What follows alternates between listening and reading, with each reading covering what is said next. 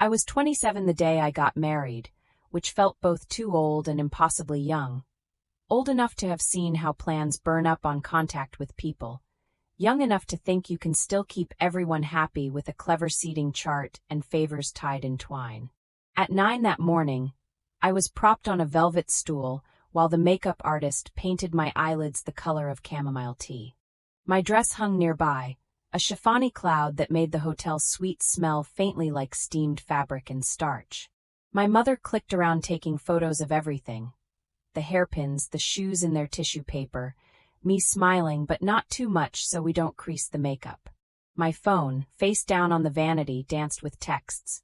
Vendors confirming, family asking when to arrive, my cousin Jill asking if her new boyfriend could be coming, and guest, even though his name wasn't on the RSVP.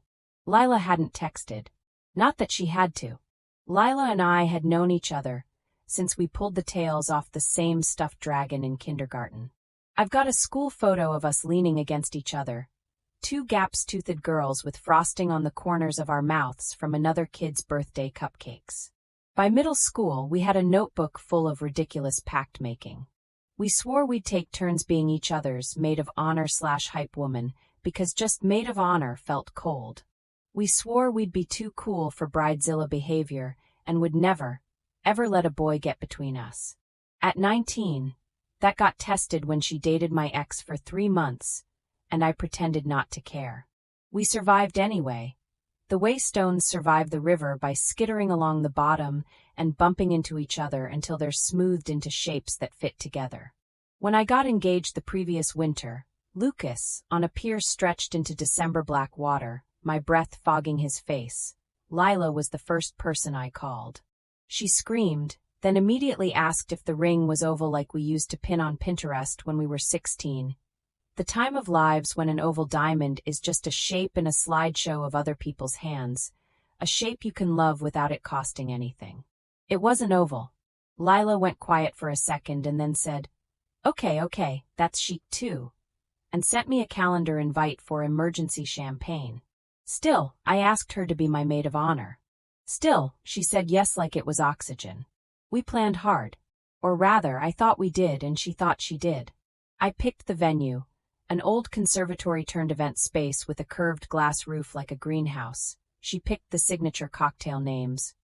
Marry Me Mojitos and Blushing Bride Spritzers that Lucas and I hated but were too cowed to veto, because friendship is a string of small surrenders disguised as good taste. I found the emerald green silk for the bridesmaids, so everyone would look like a forest in the afternoon sun. Lila tried to talk me into this one eucalyptusy pastel shade that looked like melted toothpaste. We landed, as we always did, somewhere between. The only hill I chose to die on was the dress code.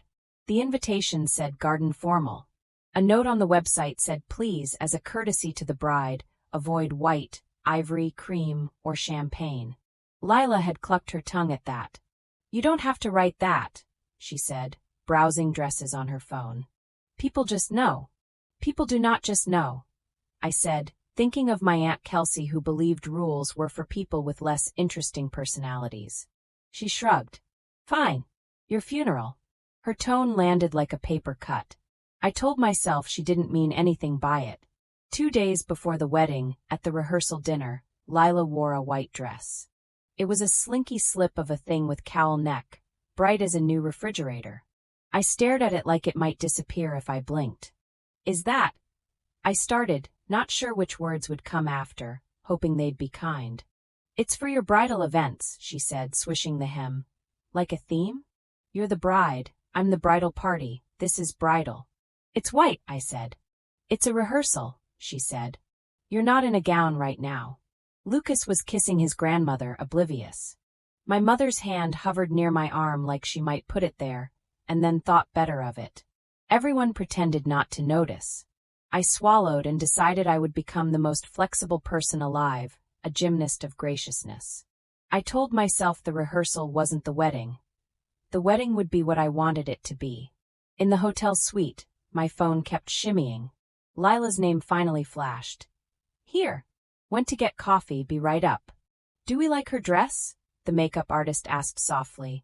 eyes flicking toward a garment bag slung over a chair with Lila embroidered in gold script on the hanger. I only ask because I've had a week, sweetheart. We like it, I lied. The door banged open. Lila swept in with iced lattes and a halo of static around her head. She wore running shorts and one of those curated sweatshirts that claims to be vintage because the letters are slightly cracked. She set the lattes down, dropped her tote, and crossed to me. "Oh my God," she said, hands on my shoulders. "You look like a cloud. A very expensive cloud." I laughed despite myself and saw, when she bent to hug me, that she hadn't bothered with the bridesmaid robe I'd purchased for everyone. "I'll change in a sec," she said, catching my eyes and reading my mind. She kissed the air next to my cheeks. "No tears," she said, and I said, "No tears." We had tears anyway, each of us at different moments. When my grandmother clasped my wrist with fingers like pencils, when Lucas's mother slipped in to leave a note and could barely get her eyes to meet mine. It was like the suite was a room full of weather, everyone with their own system of storms. Lila's storm came and went quick. She cried because she dropped her eyeliner and I hugged her because that's what we do. And still, some part of me watched her and charted the clouds. Careful, careful. The time came to get dressed. The girls put on their deep green dresses, their hair shiny as coins. Lila grabbed her garment bag and went to the bathroom. I wrestled with the zipper on my gown, breath shallow, lungs meeting corsetry. When I turned to the mirror, I looked like a version of me that had been meticulously erased. It is a particular feeling to be all dressed up and think, "Ah, there I am, lost somewhere inside all these choices." "Okay," Lila said from the doorway. "Don't cry when you see me. Try to save it for the aisle." She stepped out. Her dress was white. Not a slinky slip this time, but a structured thing with puff sleeves like two drifts of milk, a waist that cinched, a skirt that flared to mid-calf with enough swish that it demanded attention when it moved. If I hadn't been wearing a wedding gown, I would have sworn I was looking at a bride. She had the nerve, no, the audacity, the planet-sized self-orbiting audacity, to pair it with pearl earrings and white sandals. She looked radiant. She looked deliberate. My mouth did a fish impression. Everyone else in the suite did too. For a moment, there were no sounds except the muffled hallway thuds of a hotel morning. A suitcase rolling past, a neighbor's door shutting like a held breath released. "That's cream," Lila said in the silence, fluffing a sleeve. "That's white," my mother said before I could. Her voice was soft, like she was placing a blanket on a chair. "It's not," Lila said. She twirled. The skirt caught the light like glass. "And what does it matter? We're not walking down the same aisle."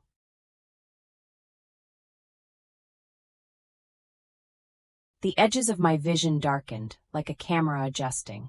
The makeup artist looked at me and then carefully at the floor. My cousin cleared her throat and smoothed her hips, as if the problem might be the fabric's fault and not the person in it. "Lila," I said, steady as a prayer I wanted to reject. "You can't wear white to my wedding." She moved a hair out of her face. "It's cream. We asked people not to." "You asked guests," she said. "I'm not a guest, I'm your maid of honor." "It's different." "Lila." I was saying her name like it was a bridge I needed to get across without falling in the water. "Please." She shrugged with casual elegance I envied, and hated myself for envying. "I can't return it," she said. "It's fine. It's chic. It's like Harry and Meghan chic." "I look." She searched for the word and found it without shame. "Classic." It is one thing to fight with your best friend in a dorm kitchen at 2 a.m. with ramen steam fogging the window. It is another to look into her eyes on the morning of your wedding, while you stand in silk that took your entire tax return, and understand that she is about to insist that her feeling of being special matters more than your boundary. Lila held my gaze like a dare. The hotel phone rang and made me jump. My mother answered. "The photographer is here," she said, covering the receiver. "He needs 5 minutes to set up. He says we can do the bridesmaid portraits on the terrace." I looked at my dress. I looked at her dress. I pictured the photos I would have forever.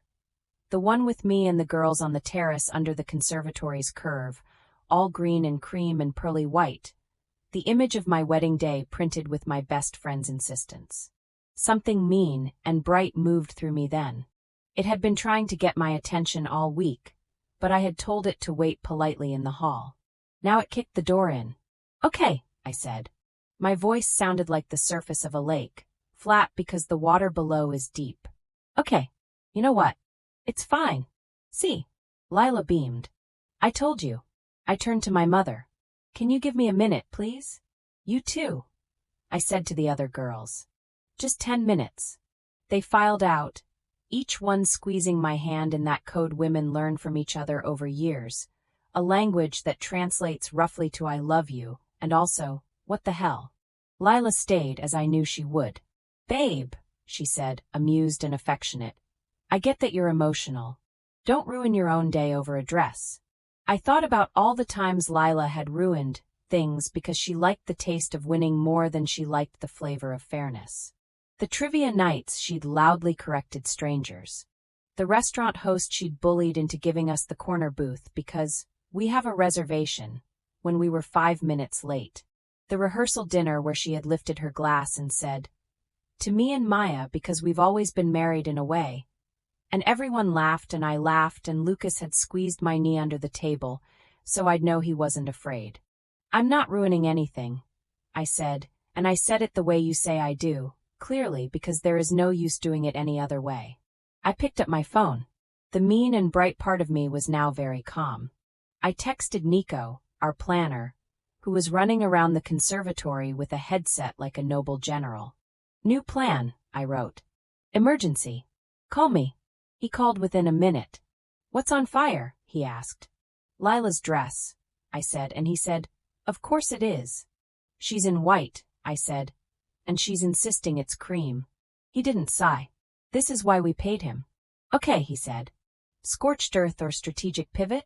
"Strategic pivot," I said, and felt something like a bloom open in my chest. "Can we change the dress code?" Nico was silent for a half second that stretched into space. "It's 3 hours until guests arrive." 3 hours, I said. "We change it to black. Black attire for guests, with a sweet story to make it sound intentional. We put signs at the entrance and you tell the ushers and the handful of early birds who will go tell everyone else in whispered panic. White becomes staff only.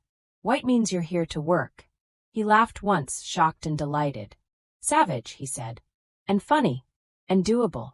But your bridesmaids are in green." "Then we're exceptions," I said. I thought about it and smiled. "We're the forest in the night. That's the line. Put me on speaker when you tell the bar. Lila's going to be thirsty." He made a sound that this time was a sigh, but a certain kind. "You're sure, bride?" "Very sure," I said. "Also, Nico? I need a white apron." "Copy," he said. Texting the rental company. "I'll have signage in 20.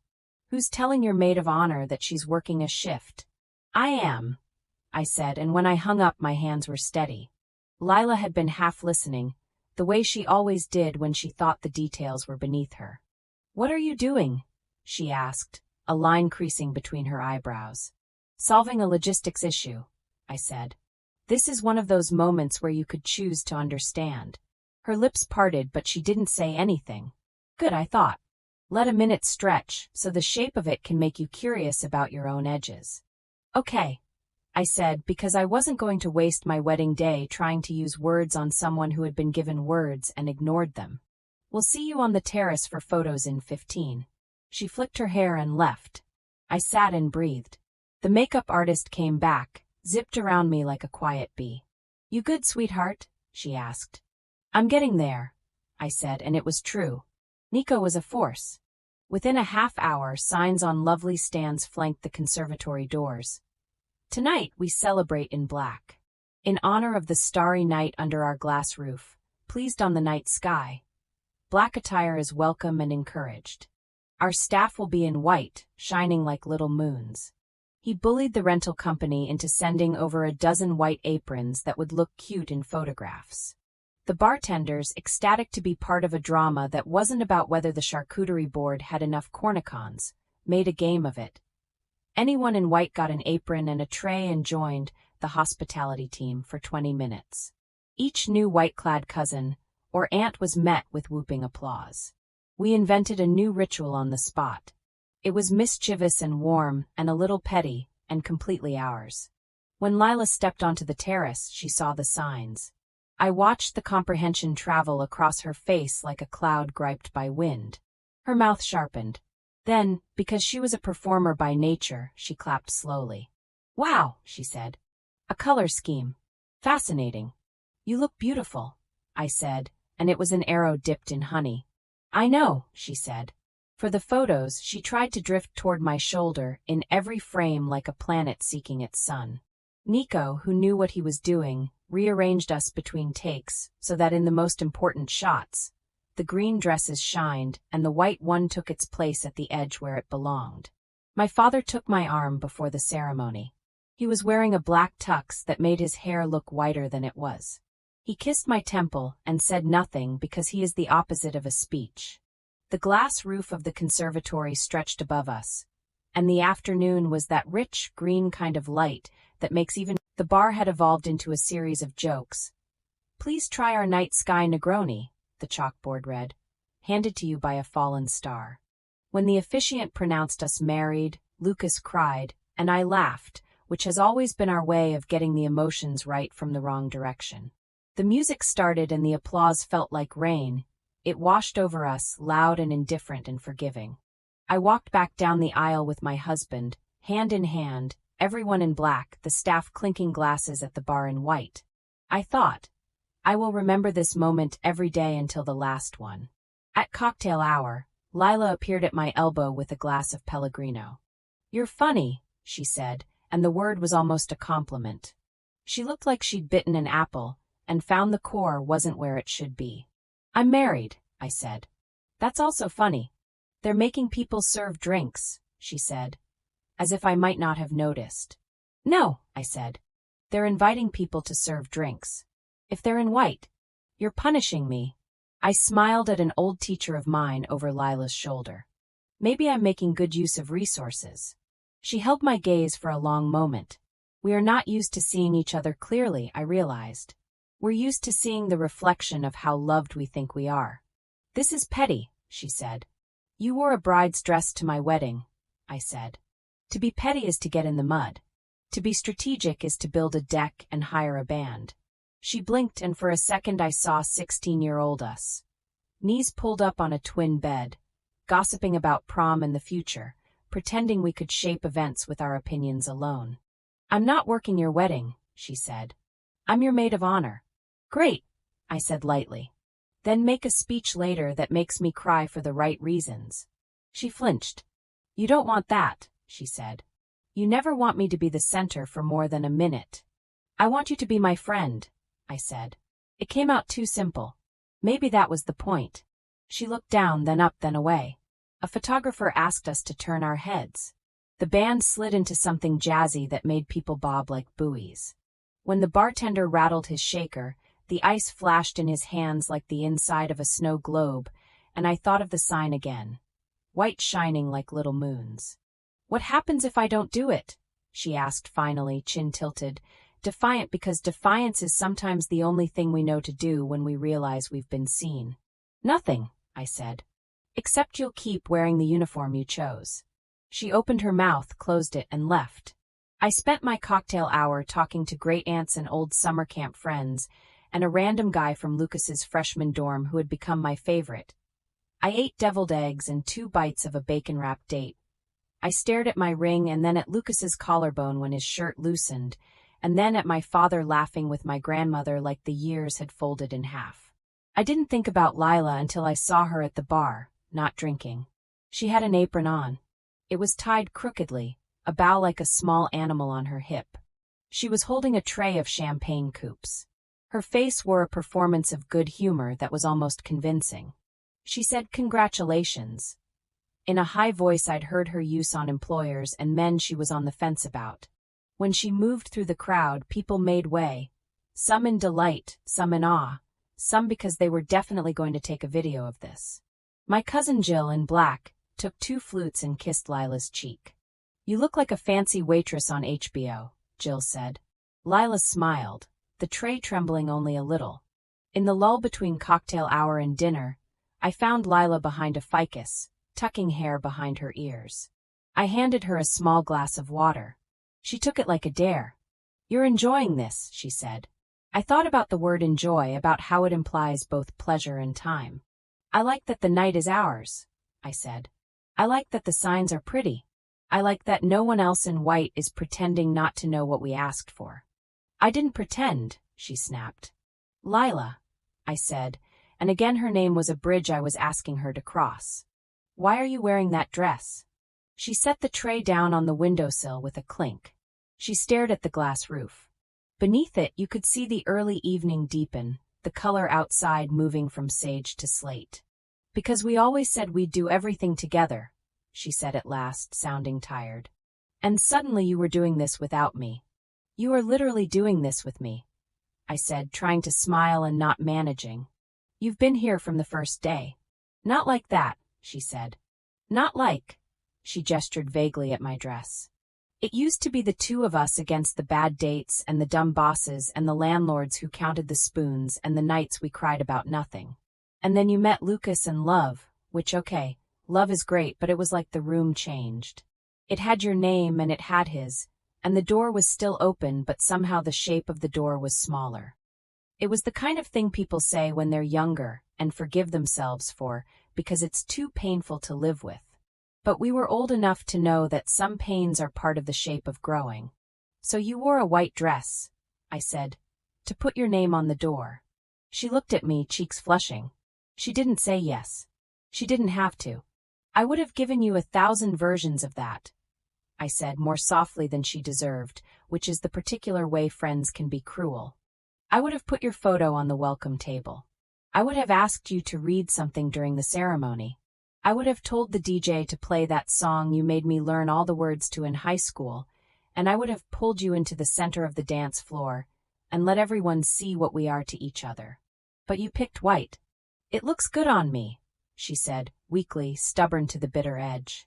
"It does," I said. "You look beautiful. And unkind." She flinched like I'd tossed cold water. For a second, we stood and counted our heartbeats. Then she asked, small, "Can I take this off? The apron?" "You can," I said, "if you want to go change." "Change into what?" she muttered, looking down at herself like she'd only just noticed the trap she'd set. "Into emerald green? Into black?" She huffed a laugh. "I guess I didn't bring a backup." "Or," I said, "you can keep the apron on for a while, and then give a good speech." She blinked and nodded once, quick as a nervous tick. "Okay," she said. "Okay." We walked to the reception together. The room smelled like peonies and butter. The place cards had little moons embossed on them in silver. A cousin stopped us to hug me. An aunt stopped us to hug her. We kept moving in odd parade, bride and best friend, in white and green and white again. At dinner, the lights strung under the glass roof glowed like little stars. The toasts began. Lucas's brother made a speech that was somehow both profane and sweet. My father told a story about when I was 6 and declared I would never marry unless my future spouse could properly fold a fitted sheet. Lucas, at the head table, pantomimed his flawless fitted sheet technique, and the crowd roared with approval. My mother cried quietly without wiping her eyes, so her mascara wouldn't smear. Then it was Lila's turn. She stood. I watched the room tilt toward her like flowers to a sun they weren't sure about. She held her notes, a few index cards with something scribbled on them, and then put them down. She took a breath.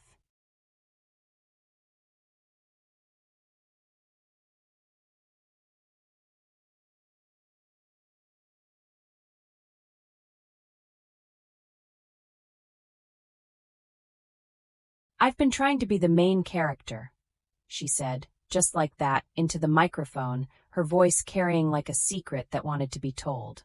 A ripple moved through the room. Not on purpose. Or maybe a little on purpose. "Maya and I," she looked at me. "We were born in adjacent kitchens. We made so many plans that had only our names on them. I know I didn't notice for a while that my friend was growing up into something that had more room than just me." A fork chimed. Someone gasped. It occurred to me that we were performing an entirely different kind of ceremony. right here. She smiled, small and real. I wore white today because I forgot something important. I forgot that being a good friend is not about looking like you belong in the picture. It's about making the picture look like the person you love. Maya, she said, turning to me again, and there were tears in her eyes and maybe one in mine. You are the person who taught me how to ask for help and then how to give it without telling anyone about it afterward. You chose a man who laughs at your jokes and folds your laundry and shows up in rooms you haven't had the courage to enter yet. You chose a life that will open and open. So, she reached behind her and undid the apron strings. The fabric fell into her hands. I'm going to be the hospitality tonight in the way that isn't about trays. She held up her glass. To Maya and Lucas. To black skies and white moons and forests that do not need us to decorate them to be beautiful. To growing up and staying the same where it matters. Everyone stood and clapped and hooted and wiped their eyes. The band leader looked like he might cry, and then remembered he was supposed to count to 4. Lucas squeezed my hand so hard our rings clicked. After dinner, everyone danced like they'd never be tired again. Lila did the part where she stood behind me and made me look good, and did it without looking like she was keeping score. She made the rounds and hugged Lucas's grandmother and laughed with Nico and whispered to the bartender whose name turned out to be Jaden, and who definitely asked for her number later because, white dress or not, Lila is magnetic in a way that rearranges furniture. She came back to me just before the bouquet toss and said, "You know I hate catching things," and I said, "Then don't." And she said, "Okay, then I won't." There was a moment on the dance floor when the DJ played a song from 10 years ago. A song whose lyrics we knew because we once sung them in a car with no air conditioning on the way to a beach that was more rocks than sand. We sang it into each other's faces, our cheeks damp and salt warm. She bumped my shoulder with hers. "I'm sorry," she yelled over the music. "I know," I yelled back and meant it. Forgiveness is a muscle. If you don't use it, it atrophies. But you don't have to lift more than you can carry. At the end of the night, when the lights came up to shoo us toward the buses, there were aprons draped over chair backs like molted skins. The white signs were smudged at the edges from people's hands. The glass roof had gone black, the stars hidden or asleep. Lucas and I stood at the door and said goodbye to an endless stream of grinning faces, each one telling us we'd done something cool, something they'd never seen at a wedding, something they were going to steal. I kissed my mother and she said, "You were brave." I hugged Nico and said, "You are a genius." And he said, "I know." Lila came last. She had taken her hair down, and it fell around her face like mercy. She didn't have an apron on anymore. She looked like a woman in a white dress who had made it all complicated, and then tried to make it right. "Can I come by tomorrow?" she asked. "To help you pack up? To be your friend in a room with bad coffee and a lot of boxes?" "Yes," I said, and then, because we were old enough to clarify our kindnesses, I added, "I can't keep you close if you keep asking me to make myself smaller." "I know," she said. "I won't." We stood for a second. People pushed past gently, the way people do when they know they're walking through a scene and are trying to do as little harm as possible. She reached for my hand and squeezed it.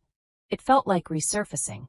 Lucas and I left to the sound of thin tin bells we'd tied to ribbon sticks, that fake snow of joy. We climbed into the back of a car that was tacky enough to have a "just married" sign and charming enough that I didn't care. My dress pooled around my feet and swallowed our knees. I kicked my shoes off and put my head on his shoulder. "Are you happy?" he asked. "Yes," I said, and kind of impressed with myself. "You changed the dress code of an entire wedding like a Bond villain," he said. "I'm not a villain," I said. "I just know how to edit."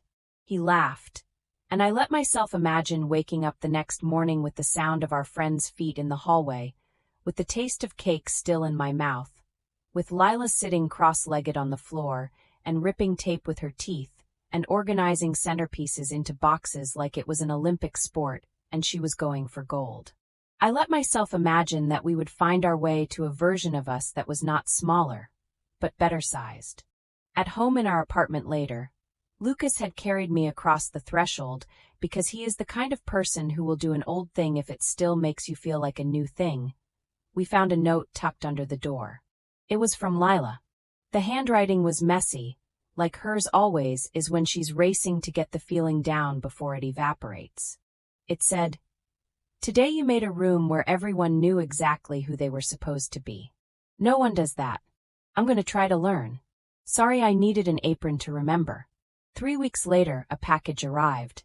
Inside was fabric in a deep, saturated shade of green. It was a dress. Not white. Not even close. "For the next time you need me to fade and hold," her note said. "I'll be here, not wearing the wrong thing." We did talk, after the honeymoon, in a coffee shop that pretends it's a greenhouse and charges extra for oat milk, which is to say, the future. We said things we should have said years ago. We said things we didn't know we'd been practicing in our heads, walking to the subway, waiting at the pharmacy, washing our hair. We learned, or began to learn, how to do that new kind of friendship, the one that doesn't require costumes to know its shape. We understood that sometimes you make a sign at the door to keep the room safe, and sometimes you hand someone an apron because you refuse to let them ruin what you built. And sometimes they surprise you by tying it on themselves. A month after, I found in our wedding photos one of my favorites, one that wasn't staged.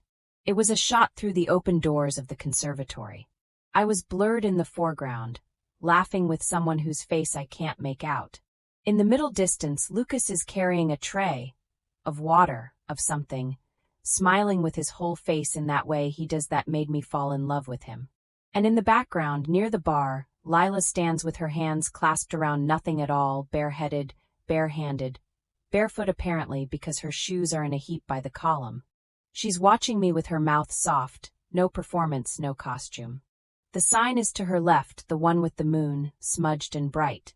For once, she isn't angling toward the camera. She is angled toward me. On the back of that photo, after it arrived, I wrote in pencil, "A wedding is a boundary made of flowers." And then, because I am trying to remember to be generous in ways that count, I added, "A friendship is the person who learns how to walk through it without breaking the stems." People still tell the story of our black dress code, our white apron bar. It's become a thing you hear when you're at brunch and the couple at the next table says, "We went to this wedding where," and then you lean in because you love to collect other people's traditions. They're like free necklaces. I hear it sometimes already edited. People say we planned it like that, because it goes down easier if you pretend the mess was on purpose. I let them believe it. Lucas knows the truth. My mother knows. Nico knows, and he's probably added it to a folder on his laptop called Crisis Management, Buses, Signs. And Lila knows, which is maybe the most important thing of all. She knows that I love her, and that my love does not bend around her like a river around a rock anymore. It makes a path and says, "Walk with me." I ordered a print of the sign and hung it in our front hall. "Tonight we celebrate in black," it says, and then smaller. "Our staff will be in white." People ask what it's about and we tell them the fun version, the version with the jokes. It's difficult to explain to someone who wasn't there that the white aprons were a gift to me, that they were a way of making the desire to be the center visible, so it could be put away. It's difficult to explain what it means to love someone for so long that you can diagram their bad habits like geometry, and choose them anyway, and ask them to choose you back without the habits. Every now and then, when Lila and I are out in a crowd and she's telling a story, she tells stories like she's pouring drinks, spilling a little on purpose so your hands get sticky and you have to lick them. I feel the old itch, the bit where I want to point the lights back at myself. I don't. Or when I do, I try to do it kindly. That's what I learned. If I'm going to be the star of something, it'll be my own life. We went to another wedding last week. The dress code was mountain formal, which is apparently flannel and diamonds at the same time. Lila wore black. She looked like the night sky. She didn't bring an apron. Halfway through the night, we found ourselves at the bar, not to serve but to drink. The bartender had a tattoo of a crescent